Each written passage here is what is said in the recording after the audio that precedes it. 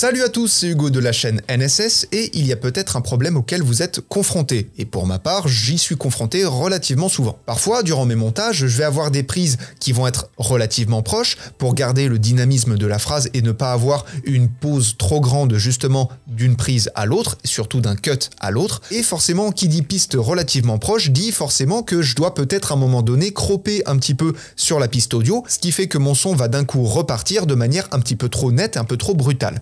Je vais vous montrer un exemple. Juste ici, vous avez une coupure qui est donc la suite de la phrase et je suis obligé de faire quelque chose qui s'enchaîne assez rapidement. Mais du coup, on va avoir ce problème-là. Ensuite, vous avez le bézier, ce qu'on appelle le bézier, c'est-à-dire une vague au niveau de la vitesse. La plupart du temps, pour le plus connu, ça, comme vous l'avez entendu, quand je recommence à parler, quand je dis la plupart du temps, on a quelque chose qui est beaucoup trop brutal. On a vraiment quelque chose qui est coupé de manière un peu trop crue. Une vague au niveau de la vitesse, la plupart du temps, voilà. Et donc ça, c'est un problème auquel je suis confronté régulièrement et de manière générale, je pense que la plupart des monteurs le sont aussi. Mais du coup, je voulais vous montrer une transition simple, un petit fondu, tout du moins un fondu audio, qui va vous permettre de régler ce problème-là. Vous le voyez peut-être depuis le début du tuto, mais juste ici, on a la puissance constante, et c'est une transition, c'est donc un fondu audio que l'on va venir appliquer au niveau de notre cut. Alors je vais zoomer un petit peu dans mon image, comme ça vous allez bien voir de quoi il s'agit. Au même titre qu'un fondu enchaîné, vous allez avoir deux parties qui vont prendre un petit peu de la partie gauche et un petit peu de la partie droite, mais si là on le laisse comme il est, on a une puissance constante qui est beaucoup trop grande, ce qui fait que ça nous donne quelque chose comme ça. Vague au niveau de la vitesse, la plupart du temps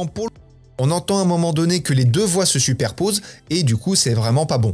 Donc ce que l'on va faire, c'est très simple, on va venir réduire la taille de notre transition. Alors bien évidemment ça va s'adapter selon votre cas, mais pour ma part l'utilisation la plus efficace, c'est de le réduire à seulement 3 images, donc ici on a une image et ici on en a deux, et surtout particulièrement de faire passer les deux images à gauche et l'image toute seule à droite. Pourquoi faire ça? Tout simplement pour venir prendre un petit peu plus de son en amont sur la piste qui va suivre justement pour avoir d'une part une sécurité et ne pas avoir non plus encore une fois ce cut trop brut, et surtout de l'autre côté si vous avez des sons qui vont suivre sur la piste précédente, l'idée d'avoir une seule image de puissance constante font que les sons qui vont suivre ne vont pas pouvoir être entendus puisqu'ils vont être coupés assez rapidement. Bref, il y a plein d'avantages de faire ça et surtout bien évidemment encore une fois selon vos projets, si vous avez besoin de faire un peu plus long, vous pouvez passer la puissance constante sur 5 images, mais je ne vous conseille pas de faire plus. En général, aux alentours de entre 3 et 5, vous avez déjà un résultat qui est très bien. Mais bref, je parle, qu'est-ce que ça nous donne? Je vous montre un petit avant-après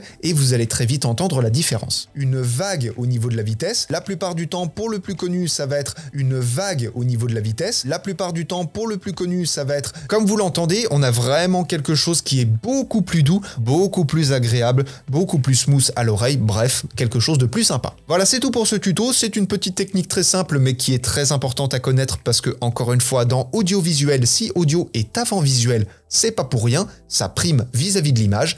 Et en attendant les prochains tutos, apprenez, utilisez et progressez dans vos montages. Je vous fais des bisous et à plus.